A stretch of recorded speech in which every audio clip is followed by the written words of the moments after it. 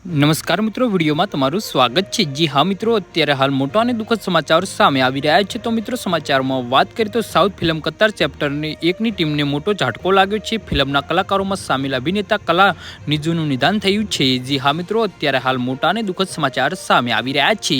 તો મિત્રો, સમાચારમાં વધુ વિગતવાર વાત કરીએ તો તેઓ 43 વર્ષના હતા। શૂટિંગ દરમિયાન તેમનું હાર્ટ એટેકથી અવસાન થયું હતું। કતારા ચેપ્ટર 1ના યુનિટમાં ત્રીજું મૃત્યુ છે, જે ખૂબ જ આઘાતજનક છે। આશ્ચર્યજનક વાત તો એ છે કે અલગ અલગ રીતે મૃત્યુ પામેલા દરેક લોકોની ઉંમર નાની હતી।